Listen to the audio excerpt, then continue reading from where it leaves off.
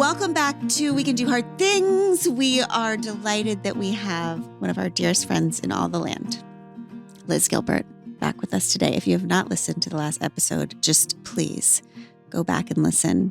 We're going to pick up right where we left off. Let's do it. Liz was talking to us about, the coming back together, the separation from Rhea when she went back to her addiction before she died, and then the coming back. And so I want to ask you, Rhea did die. I remember my mom wrote me an email to check up on you during that time when Rhea was dying. And she would say, how is Liz? How is Liz? How is Liz? And the question, how is Liz? I never knew how to answer. And I said, I think, Mom, the question is not how is Liz, but who is Liz? Like, who is Liz going to be after this? Mm. There's no how anymore. Mm-hmm. Like, how she is everything. But I think that who she is changing completely because of this experience. So, number one, how did that actual walking Rhea home at the end go? And then who is Liz in the wake of that experience? Her actual death was very humbling because, again, it wasn't what I planned. I don't know if you know anything about wanting to control stuff. No. I'm easy breezy. Probably could read a book about that, but don't really have any personal experience. I just gave Codependent No More to Abby, and she said, I'll read it if you read it. I said, that's who we are. I just told a friend that she needed to come to a Codependence Anonymous meeting with me, which is the single most, I'm going to say the second most codependent thing you could possibly say beyond, I will read this book if you read it with me. Rhea was very willful and she didn't surrender. That's also why she went on that bender, I think, before she died. She didn't surrender. I kept wanting to bring to her spiritual concepts and things about letting go. And Rhea was never one to let go. She would literally rather die than let go. And that is what happened. She didn't let go. And I said to our friend, the people who were in the room, there were four of us in the room, her sister and her ex-wife, Gigi, and her ex-girlfriend, Stacy, which is another incredible story just about how the three women who had loved Rhea the most, like a hot blonde from every decade of her life was around her the day that she died. That was her version of hospice. Yeah, she was There's such worst a Mac ways daddy. to go out, Liz. I'm telling Worst you. ways. And, for the last day of her life, she was unconscious and we kept doing the shit they tell you to do in hospice, petting her hair and saying, let go, let go. And finally I took everybody outside and I was like, they say that the last thing to go is hearing. She can hear us. This is enraging her. Like, I know Rhea well enough to know she will not let go because somebody is telling her to. And she's also giving us the middle finger saying, you fucking let go. If it's so fun and so easy to die, like I could tell, I know her energy, even in unconsciousness. I was like, here's what she needs. She needs us to put David Bowie on and she needs us to stop talking. And she really needs to do this herself, like her own way. That is how Rhea does things. And that is what ended up happening was we just went silent and she needs us here. Like she needs us here, but not interfering in any way. And so we just went silent and we were all sort of holding a different part of her body. And then I watched death come for a fist fight and death eventually won because it always does, but it was a fist fight, which is how Rhea would die. Like I wanted the kind of death for her that I would like, which is just like gently soft music and spiritual and and Rhea just went out swinging because that's how she was. So even right to the end, but I will say this, it was brutal to watch, but it was also accurate to her. But then the last breath she took, after she took her last breath, this look came over her face of, what are the words I can use to describe it? Whatever she saw, she loved. because the look that she had on her face was like, holy shit. Like her eyebrows flew up, like her face lit up. Something was incredible. That expression stayed on her face for hours afterward of like joy. Like there's something, I don't know what it was, but something was amazing. And I stayed with her for hours because she'd asked me to, because she was scared. She said, I'm scared of my body being alone and me still somehow being there. So I stayed with her for hours, and then her cremation was incredible and beautiful. And then I want to say about the aftermath that there's a lot of instruction on grieving. And I think there's sometimes a lot of shaming around people grieving wrong. And a lot of judgment that people have about how we process the deaths of the most important people in our lives, as if there is some sort of agreed upon strategy that this is the healthy way to do this impossible thing. So the way I did it is the way I needed to do it. And the way I did it was that I threw myself back into life, like full on, because that felt right to me at the time. And I say to this day, it still was the right thing to do, because I needed to be living very vibrantly. And I was very surprised by what grief felt like. I thought that it would feel like depression, but it was a very vibrant time for me. I was keenly alive, and I was also in a lot of emotion, but the emotion was very hot and fiery. It wasn't like a dampness like the way that I've experienced depression. So when I wept hard and big and ugly and riotous tears. Like when I was angry at people and at her and at me and at God, that anger was like hot and fiery. It was very vivid. It didn't feel like depression. And there was also lots of times feelings of rejoicing and celebration. I've heard it said that all true grief has an element of rejoicing, a weird element of rejoicing underneath it, because you're rejoicing at how much you loved that person and how impactful they were. There's something huge about it, I really thought that it was going to be a much quieter thing. And of course it was grief for Rhea. Nothing about Rhea was small or quiet or damp so it made sense that the scale felt like that. I wrote a novel. I wrote a really fun, lighthearted novel that I started working on a month after she died, because it was due. I hadn't written for the whole time that she was sick. And I somehow got this clue that would be the right thing to do, that I needed to remember what I am and who I am and what I can do. And that gave me things to do with my mind. I traveled a lot. I spent time with friends. I had a big year. And grief is a bill that has to be paid eventually. And I was a little bit putting that bill off, but I also don't want to judge myself for that, because that's what I needed to do. I couldn't pay that bill right away. It was too big. And so what I did was other things, a lot of other things. And it wasn't like I wasn't crying or feeling. It's just, I kind of feel like I sort of thought I might get away with it. I kind of felt like maybe if I just am vibrant enough and vivid enough and Rhea is present enough, because I could also still feel her in such incredible presence. And I spoke to her all the time, and she was so with me. I was like, oh, maybe we did this right. Like we did our love story so right that we get to keep it. And I don't have to, really lose.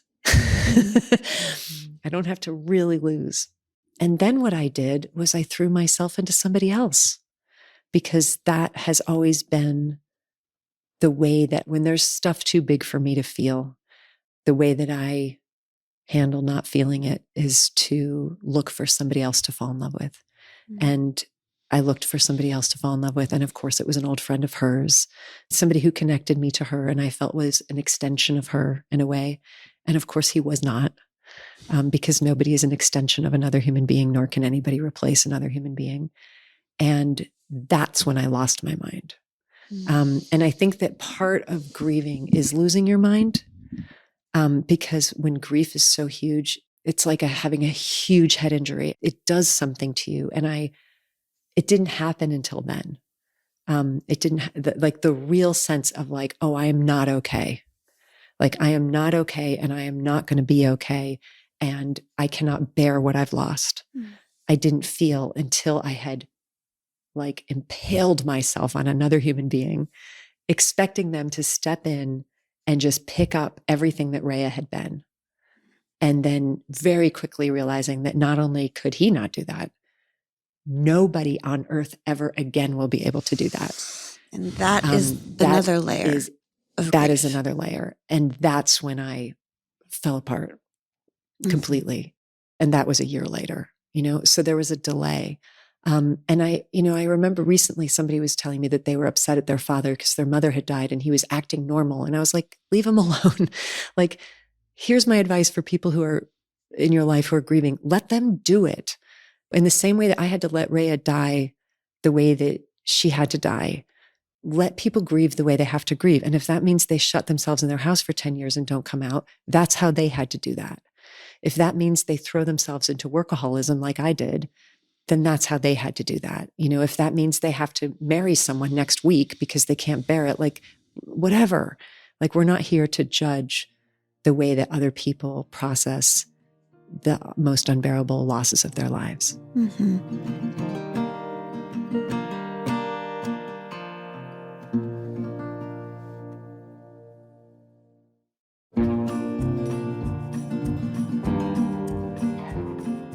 When you lost your mind, when you threw yourself in, how did you find yourself? Like what happened? Is this corresponds with the time that you sort of left the public sphere? And what did you do to get yourself back? It led to that.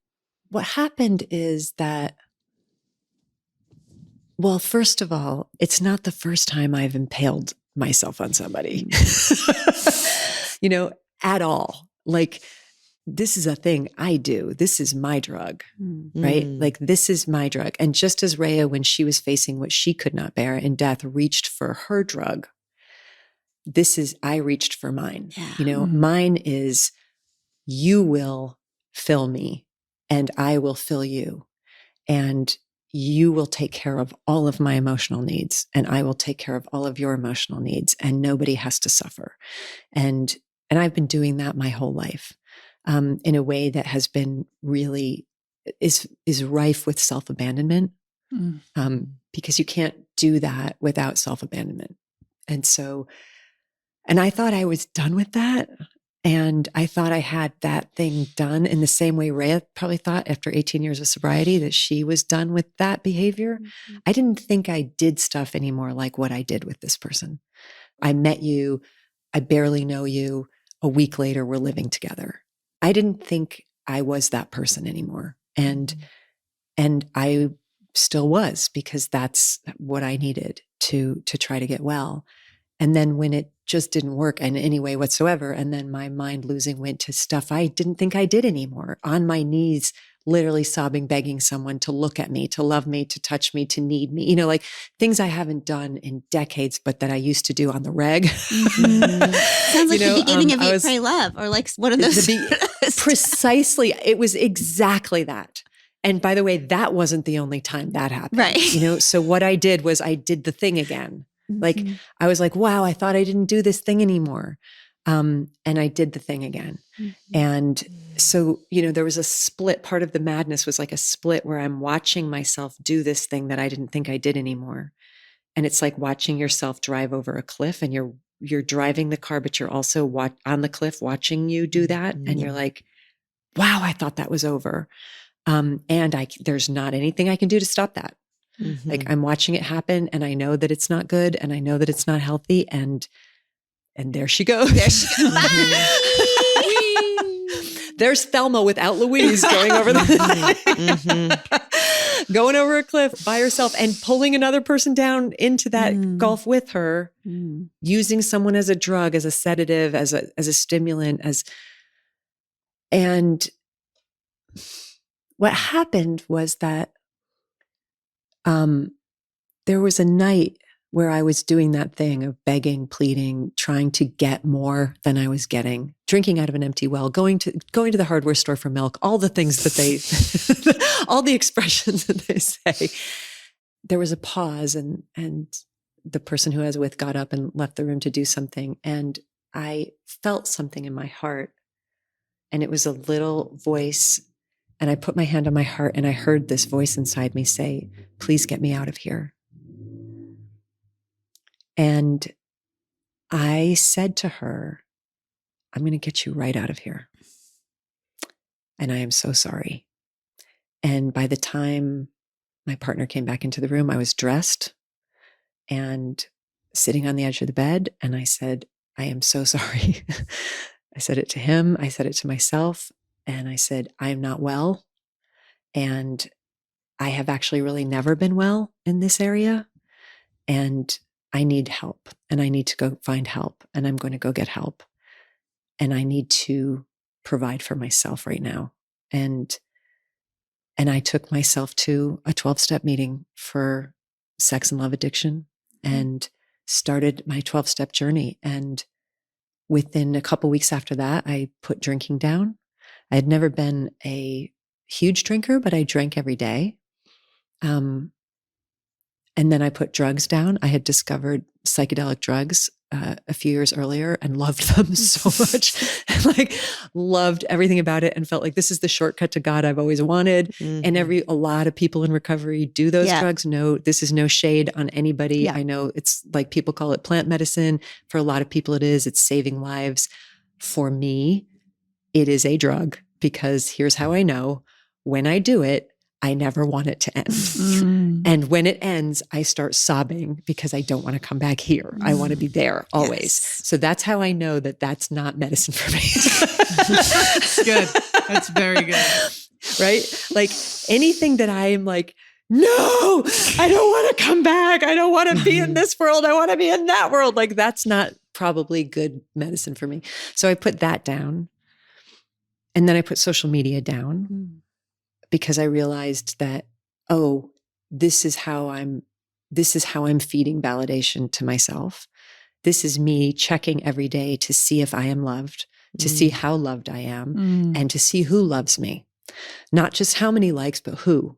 Who? Do the right people love me? Am I okay? Am I okay for this next hour? Am I still okay? What am I going to do tomorrow to make sure that I am still okay, that I am still loved, that I'm still approved of, not just by millions, but by the right people in the millions?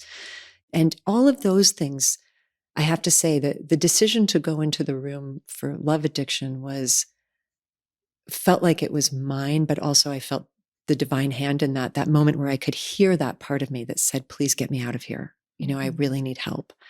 But then the subsequent things that I've dropped since then, and it's been 3 years, I felt like it's not so much that I put them down, it's that they were taken away. It's like once I dealt with the main addiction, the other things were like, "Oh, this isn't doing me any good either."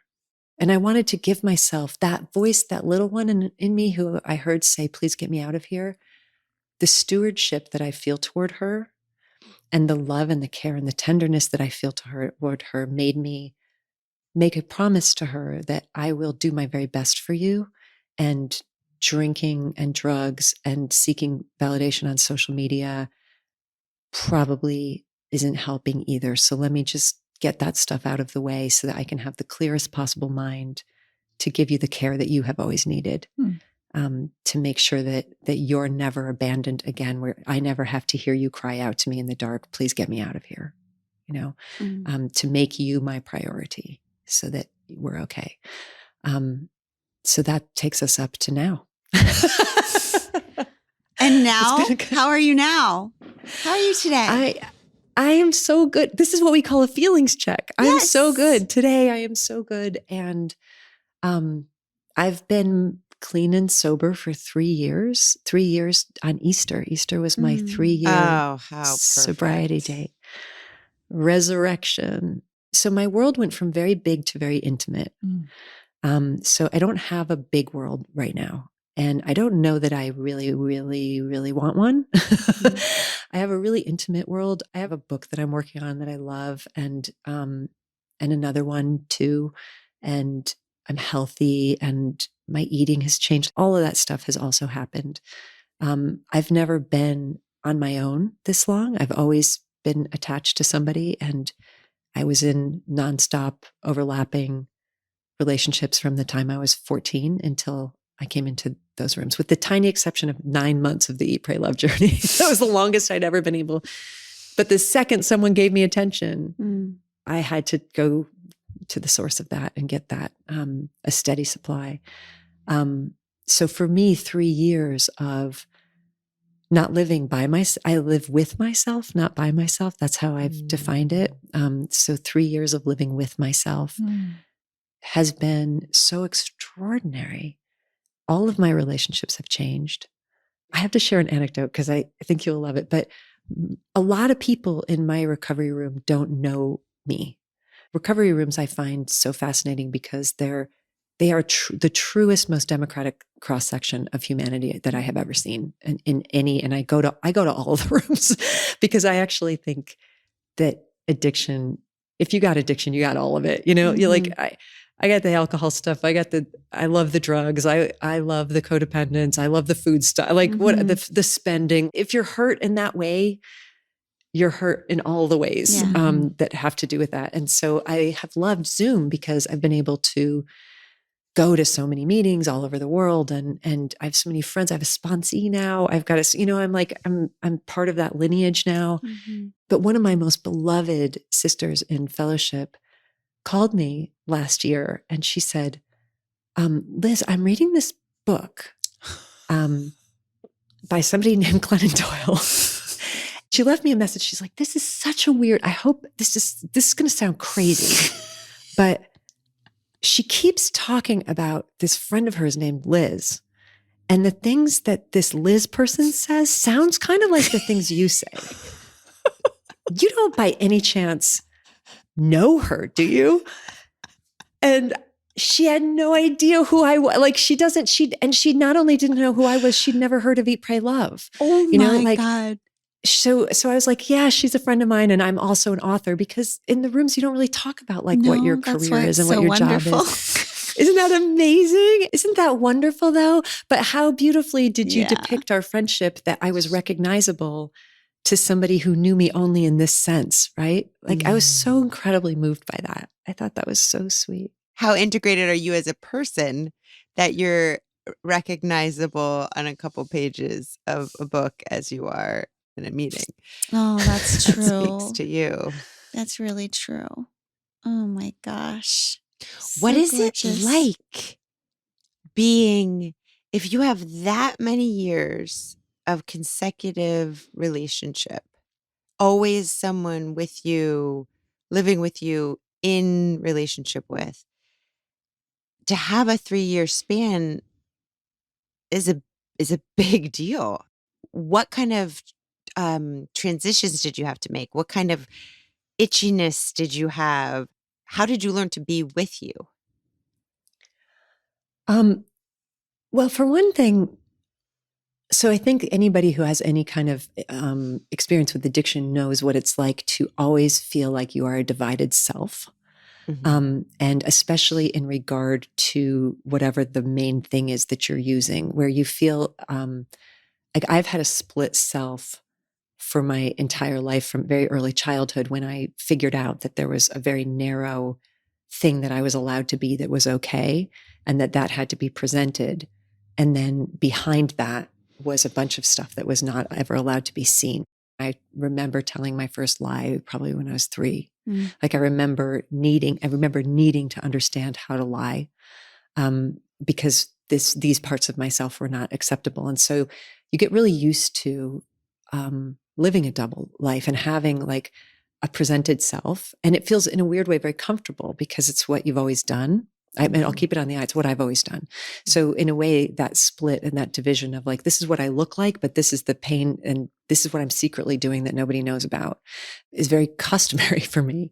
But even so, during all those years where by the time I was in high school, I knew there was something wrong with me with relationships because my friends didn't do what I did.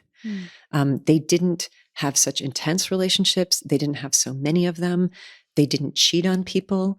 They didn't blow up one and go to another right away. They didn't have the drama that I had. And then I thought it was something I would grow out of, but I didn't. But every single time I entered into a new relationship, with the exception of my relationship with Rhea, every single time I entered into a new relationship, I had a feeling, and it was like this dim sound in the back of my head that I was letting myself down. That there was something that I was not giving myself the opportunity to do. I didn't go and do a junior year abroad in high school. I could have gone to France. I could be fluent in French right now, but I couldn't leave my boyfriend. So I didn't go. I didn't go to Mexico and teach English like I wanted to after college because I had a boyfriend who I needed and couldn't leave. Like so many things in my life I didn't do, even though I have done a lot. I always had to navigate. I also needed my drug. I needed my source. I needed, to be linked to this person so that I could get what I couldn't live without, So the 3 years that I've spent now on my own, there's a triumphant feeling of that part of me who was always being pushed aside so that I could get my hit and get what I needed, finally is having her moment where she's like, see, this is kind of what I always like. There was a part of me that was like, I always wanted to, I'm an introvert. I always kind of wanted to live alone. Like I always kind of wanted to be able to devote myself to my writing and my spiritual practices without being interrupted.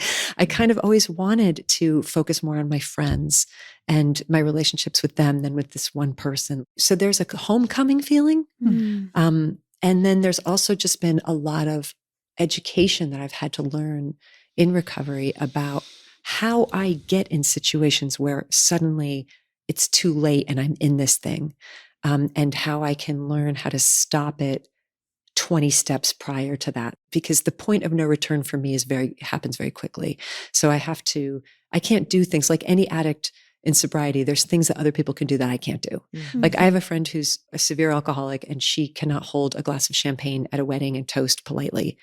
She can't be that close to champagne. Other alcoholics can do that and be like, I'm not going to drink it. I'm just going to hold it up.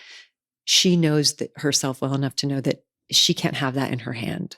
Right. So similarly, there are certain behaviors that other people can do safely.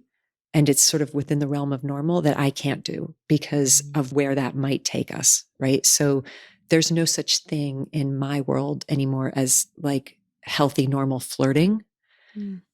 Like that's not a safe behavior for me.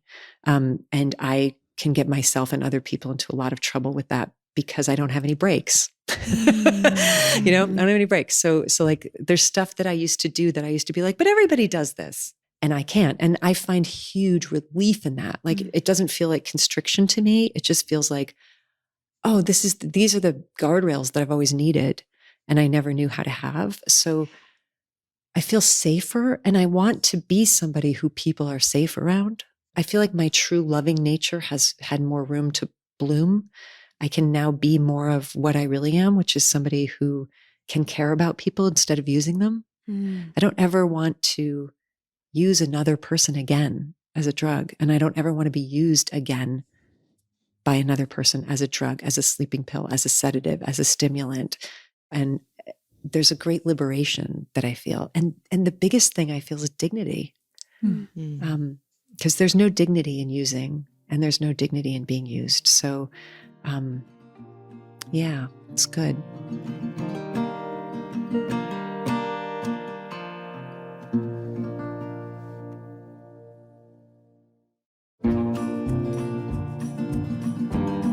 Liz, how does because I'm an alcoholic, I'm an alcoholic and a food addict, so they're different in that alcohol, great, I can just stay away from it forever.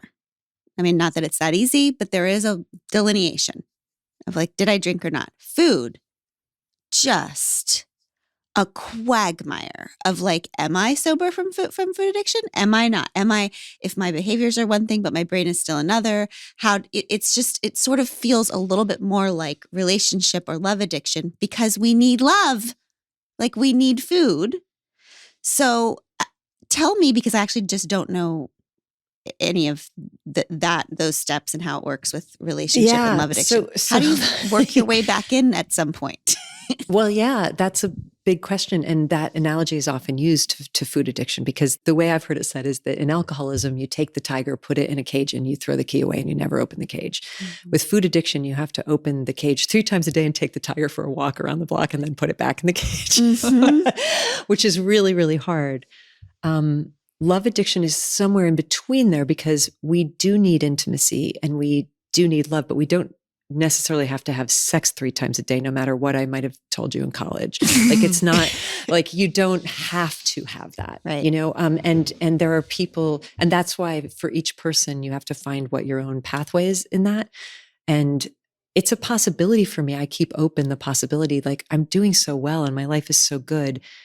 It may be the case that I'm somebody where I'm like, I actually really shouldn't mess with that at all, mm-hmm. because I really don't do well when I mess with that. Like, it really blows my life up in a bad way. So maybe I just treat it like alcohol, and I'm like, I'm just going to have a great life, and I'm going to get love, affection, and intimacy through my friends and through my relationship with my higher power and through my intimacy with myself. And there are ways to get safe touch. Like, I can't get a massage from a male masseuse. Mm. Like, it's not safe. It's not safe for what it does to my head, or a hot lesbian female masseuse. You know? I have to be like, I have to be really any careful. Any masseuse like, at all. You know, like, I have to look at them and be like, is there an attraction here? If there is, the benefit of the massage is not going to be worth what it does to me. You know, right. So I have to find a place. I have to find safety in all of these things, mm-hmm. so that I can be safe. And then, you know, when and if the time comes and I don't feel that, and for me, all recovery is the same in that it's about establishing a relationship of conscious contact between yourself and a higher power. And no matter what your addiction is, that's the remedy, is taking your ego off being the highest power in the room and bringing in a higher power. And I have a really deep, rich, loving, intimate relationship with the God of my understanding. And I check in and I'm like, am I supposed to be with anybody right now? And what I call God is like, oh, girl, no. Oh, no. And I feel that too, that it would be, I'm not done with what I'm doing right now. What I'm doing right now is so important. It's like a living amends. I'm giving myself back those years that starting so young that I just gave so much of myself away. But if that answer ever changes, that's where I'll hear it and I'll take instruction from there. And then there's like, you know, you sit with a sponsor and you make a plan about what are your boundaries and your guidelines, and, you know, to keep yourself and other people safe. Because nobody is safe from me when I'm in addiction. And that includes me, but it's not limited to me.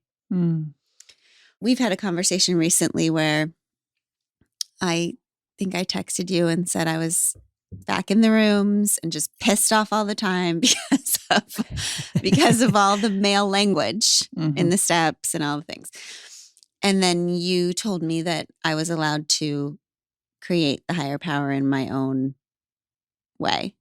When you think about your higher power, what do you think of? And what are the spiritual practices? Because every time we talk, you're talking to me about how you've just done or you're doing your spiritual practices. I don't know why the hell I've never asked you, what are those things? What are you doing?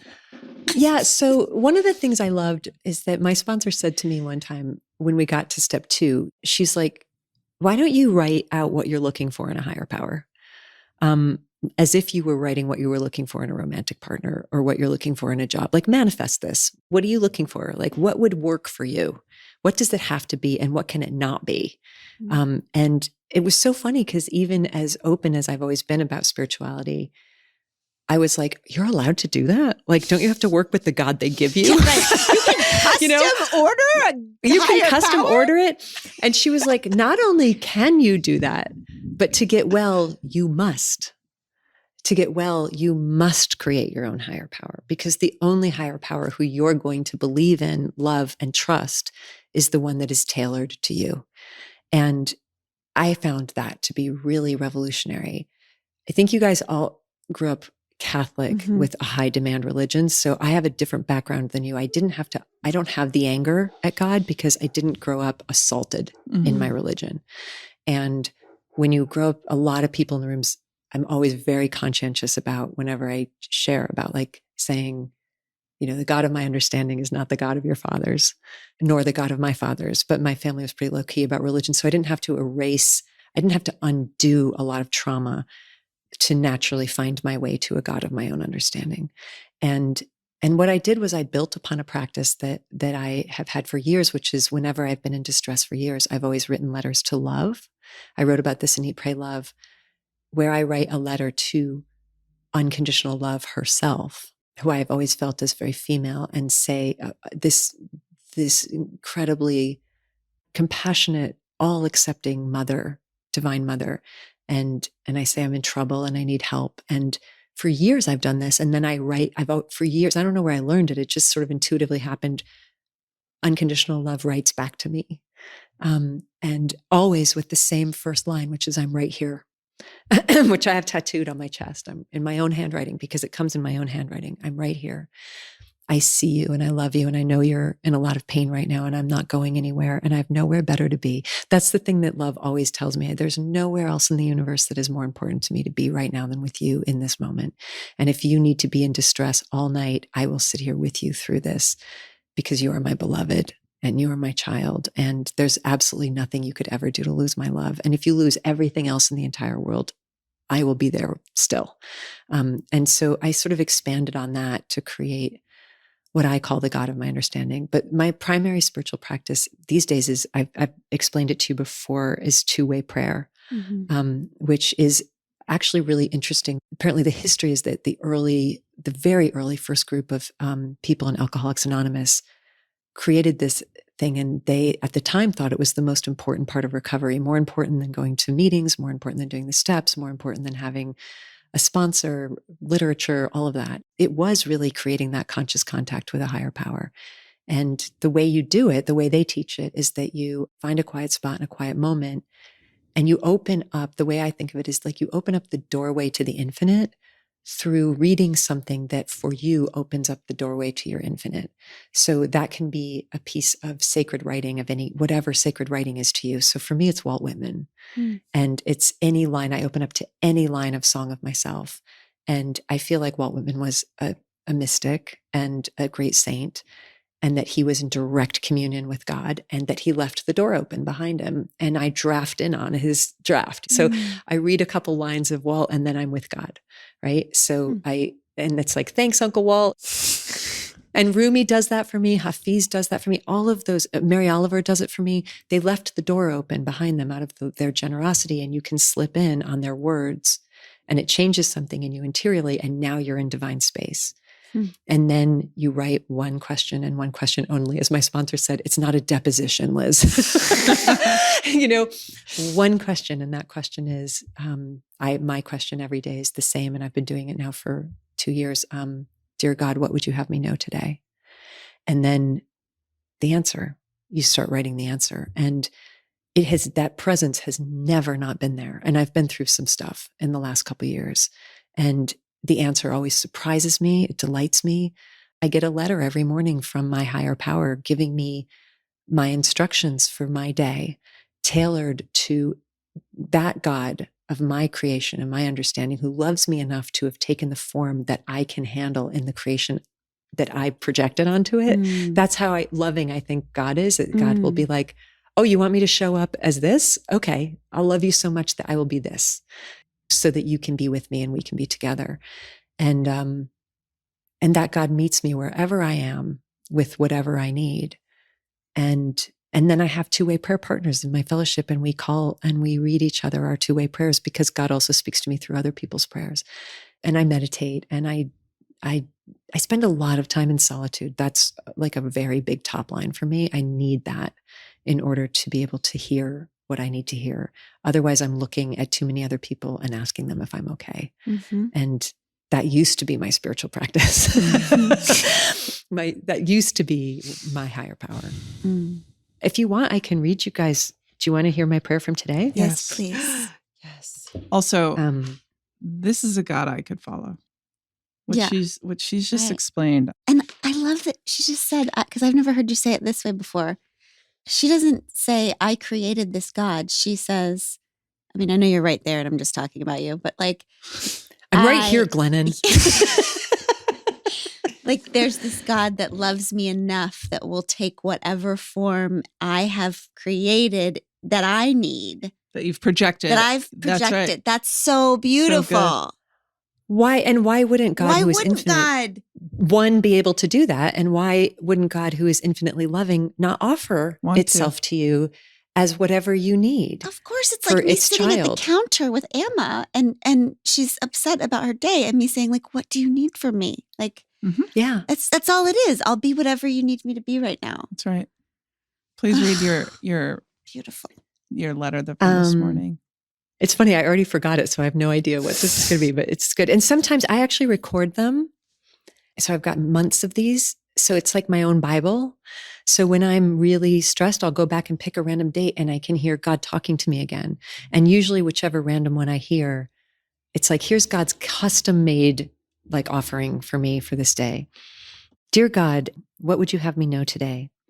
Oh, and then also they suggest you begin God's response to you with an incredible term of endearment. That opens up the heart space between you and the divine. So God always calls me my love or my child or my favorite baby often comes up. My love, I would have you know humility. When first you heard my voice nearly 20 years ago, you were so beaten down and so love-starved that I could only come to you in one form, as pure, unwavering, devotional, unconditional love. You would have died without it. For many years, you could only receive me as that. We had to save your life, and this is how we saved you, by loving you back into yourself and building you up.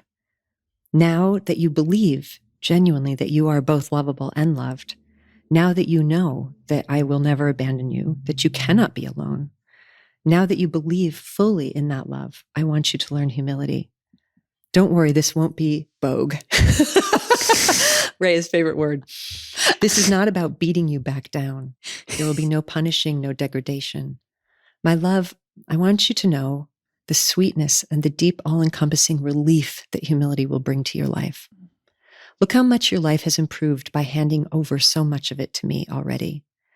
But every single aspect of your life that you still hold back from me because you do not trust me, thinking in your ignorance and in your self-importance that you need to handle it, that you need to control it, fix it, manage it, solve it, understand it. Everywhere that you are still doing that, you will and you are experiencing strain and suffering and stress. Listen to what your fellow B passed along to you yesterday about how she came to me and asked me not just to help her with her fourth step, but to do it for her. And yes, my love, I did. I did it for her, just like that. Ask me to do things for you. That is what humility means. Ask me to do your family for you. Just say, you do it. I don't know how. Say, here, God, you take it, and I will. Admit that you are powerless over everything. That's actually humility, and life will get easier. My love, remember the exquisite sensation you used to experience in romance when you would surrender completely to another, the way that you wanted to be devoured. I say this not to stimulate ecstatic recall, but to say, my love, that was actually nothing. That was nothing compared to the sweet, tearful, grateful relief you will experience when you give everything to me. Ask me to write your book for you. Try it. I'll do it. Ask me to do this interview today with Glennon for you. I'll do it. Say, God, here, you do it, and open up your mouth and I will do it. Ask me to do your yoga for you. Ask me to take walks for you, not with you, for you. Ask me to schedule your life for you. Remember what Byron Katie said to you about her life, that she has not done or said anything in years. She doesn't do anything. Ever since her moment of awakening, she said she either just sits there or stands there, and then everything is done through her. She says, and you must believe her, for it is true, she has not made a decision in 25 years. Something decides her for her. That is the thing that I can do for you. Don't make plans, my little love. Let me arrange your life. Pause, listen for me, and let me do it.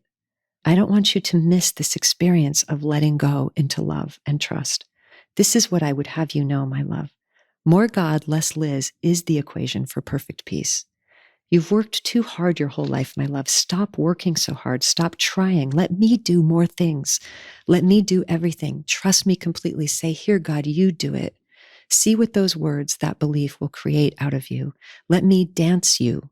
Let me live you for you. Let me show you how much I love you when you give your whole will and your whole life to me. Let me show you how beautiful humility is. Stop knowing anything except this. Accept this. You are mine and I am you and I love you. Wow. Unbelievable. That's so beautiful.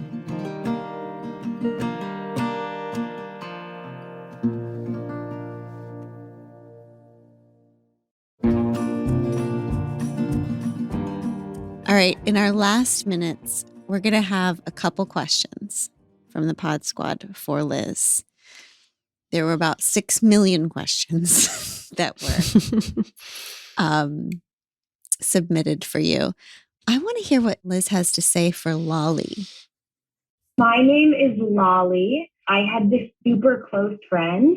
We were so close that we called each other sisters. I trusted this friend with everything, and we just shared so much. And then in the beginning of this past school year, I heard from a friend that she was saying some really hurtful things about me behind my back. And that was just not who I knew her to be. I asked her if we could talk, and she just completely cut me off. I felt betrayed. I just felt devastated for losing this person that I love. Now it's been months since then, and I've done a lot of personal work and work with my therapist to heal from this friendship loss and even to forgive her. But almost every night, she is still in my dream. So what do I do to release this person who I love, who's not in my life anymore? What would you do, even if you hadn't had any closure from that person? How can I move on from her? I feel desperate. Please help. Thank you both. Oh, sweetheart, I'm so sorry. I'm so sorry. And I love your name. My great aunt, my favorite person in the world was my great aunt Lolly. And it just made me happy to hear your name. So let's start with that. I love that your desire is to free her. It tells me everything I need to know about the quality of your heart as a human being, that you're not saying, help me get rid of my rage and my anger. Like, it sounds as if you're in acceptance at a certain level about this. Going back to the concept of powerlessness, I am powerless over my dreams. I have a very long list of things in the world that I am powerless over. My dreams are one of them. My thoughts are also on that list. Mm-hmm. My mind is a wild horse. It's wild horses galloping in all directions. I don't have control over what I think. I don't have control over what I dream. If you have mind control and dream control, I cannot wait to take your seminar to learn how to do that. And I'm a lifelong meditator, and I still don't have control over my thinking and over my dreaming. I have control over my actions. And what I've learned is that if I stay in, and I also cannot force closure. And I've given up on trying to make closure happen in relationships. My experience is that if I focus my attention on good, orderly direction, healthy activities for myself, taking care of my inner little, going to sleep at the right times, nourishing my life in all ways, if I pay attention to those things, then eventually something happens behind my back and those obsessions dissolve. I can't dissolve them. I know a lot about obsession, and I know a lot about fixating on another person. And I know a lot about not wanting to think about somebody who I keep thinking about, whether it's because I'm in love with them or I'm angry with them or, whatever. I have a lot of experience with that. I can't manufacture the end to that story, but I can turn it over to a higher power and then do what I can to nourish myself. And one day I look up and I notice I haven't thought about that person in a month. Mm-hmm. And so what I would do if I were counseling you is that I would make a list of top line behaviors, like 10 things that you do that are really good for you, whatever those might be. And then every day, look at that list and try to live in those top lines and live as much as you can in those top lines, because that's all I am in control of. Like that is really all I am in control of. I'm not in control of anything else. And be willing to let time do its good work. And do it let time do it for you rather than you trying to do it. And that requires patience and faith. And it also requires sitting in some discomfort and being like, wow, I don't want to be having these thoughts. I don't want to be having these dreams. I'm having them. I can't do anything about that. I'm going to turn it over and I'm going to turn my attention to self-care. And the more I nourish myself, the more I believe that something will lift this. Man, there are people who I thought I was never going to stop obsessing about, who I can, like, honestly, like, I could probably barely pick them out of a police lineup at this point, you know, but there was a time when my entire life was filled with, my entire head and my entire life was filled with their name, and it passes. And also pray for her. Sorry to say that, but like, that's not a person who's well. When I'm thinking about obsessing about someone I don't want to obsess about, I will just do a quick Buddhist metta prayer, which is just, may you be free from suffering, may you know peace. Like, that's it. Like, right on the spot. May that person be free from suffering, may they know peace. And then move on with your good habits. I do that too, because I always think I'm like tricking God. Like, if God thinks I'm so good that I'm loving this person enough to pray for them, then God will bless me by not having me think about that person anymore. You're trying to get bonus points? Yes. No, she's trying to manipulate I'm God. trying to just, it's She's God. just gaming. well. She's just gaming God. Yes. Yeah, God's gaming like, God. got it, Glennon. I Right. know you, Glennon. I love to just switch to self-care, switch to the, because when you're trying not to think about something, it's impossible. Thank you for that. Okay. One last question. How about Judith? Hi, Glennon, Abby, Amanda, and hopefully Liz. My name is Judith. I guess my question is around spirituality. I feel like because the conversations that you all have about life, being courageous and feeling our feelings are really about getting in touch with spirit. I spent some time a few years ago living on various ashrams. When I was in that lifestyle, I kept feeling like it wasn't quite real. I needed to get back to reality, the reality of working and relationships. But then when I eventually came back to so-called reality, I find myself thinking that ashram life and spiritual practice is actually reality instead. So my question for Liz really is, how do you do both? Can we do both? Which one is real? And I know that that's a very binary question. Thanks again. Judith, I am you. I had the same feelings. I've been in ashrams too, as you know. One thing I hear in that question is a human ego, which is by definition can never be satisfied. The human ego is a dissatisfaction machine, and no sooner does it get a thing than it wants the other thing. And then no sooner does it get the other thing than it wants that other thing back. And then it's like, how can I game this so that I can have both of these things? And that's the nature of the human monkey mind. That's not a glitch of your system, Judith. That's how we are. That is how a human mind operates. That is what an ego does. It creates stories about lack. And so this was lacking here. I gave up that. Now I went over here. Now that's lacking. How can I get both? That's what an ungoverned human ego does. And I experienced when I was at the ashram in India, I loved it there, but I remember watching somebody who had lived there for 10 years. She went home to Chicago from India for the first time to the States in a decade for a family funeral. And when she came back, she was so like jacked and wrecked from having been in the world. And she was like so shook from how horrible the world was. And she couldn't wait to get back into the ashram. And she was like, it's so awful out there. It's so awful. And I remember it gave me pause because I was like, wait, isn't the point of the spiritual practice to make you be able to live in the world as it is? Isn't that what we're looking for? Is that you're training yourself to be grounded in something so that whatever comes, you can face that. So it felt to me like, oh, this feels, I mean, it was super judgy of me, but I felt like, oh, this person's hiding here and not actually developing the skills for existence on this very difficult planet. So that's when I was like, I need a spiritual path that's not about hiding in cloistered, artificial solitude, but is about teaching me how to do the hard stuff in the world. I certainly also understand the longing to go back to the cloister once you come out into the world. I feel like I have a stronger spiritual practice now living in reality than I did when I was at the ashram.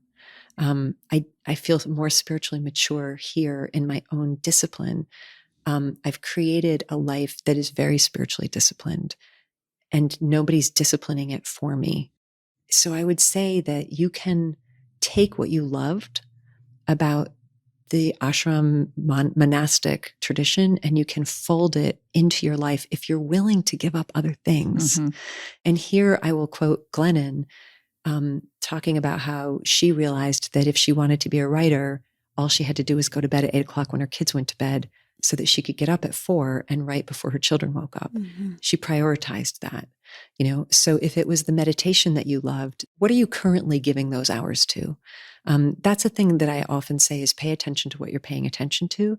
So where are the most important hours of your day currently going? My most spiritual time of the day is pre-dawn. I love those hours. I love the deep, velvety, dark silence of that time. Mm. I love that the world hasn't woken up and started calling me yet.